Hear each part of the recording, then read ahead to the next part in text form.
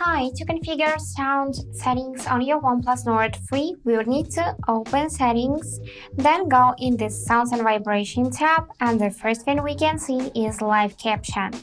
So this is really cool and unusual feature which allows you to detect speech on your device and automatically generates captions. If you want to use it, just simply turn it on by tapping on the switcher. After that, you can select the language for this feature, enable to suggest detected languages, here set the caption preferences, show sound labels, and enable live caption in volume control. After that, in the sounds and vibration settings, we can also enable or disable to vibrate on ring and change its intensity for calls and alarms first just by dragging the slider, and do just the same for the messages and notifications. After that, you can turn off media sounds in silent mode, so I suggest you to enable this feature and then go in the do not disturb mode and enable it by tapping on this switcher. And after that, you can also set exceptions, so you can choose which contacts are allowed to call you or to send you a message during the do not disturb mode enabled. For example, only favorite contacts, and do just the same for the apps.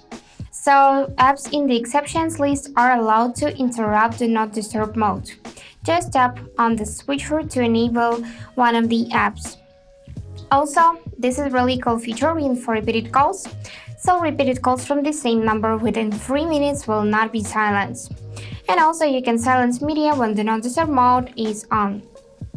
After that, as usual, you can change the volume for the media just by dragging the slider for the ringtone, for notifications, alarms. Here you can set volume button function. Now it is for the media volume, but you can switch for the ringtone volume. And now you can change your ringtone's volume just by pressing buttons. And here you can enable app-specific volume. So when it's turned on and a supported app is playing sound, just press a volume button on the side of your device to adjust the volume. And you can also go in the Dolby Atmos and make sure that it is enabled, and here select another sound profile.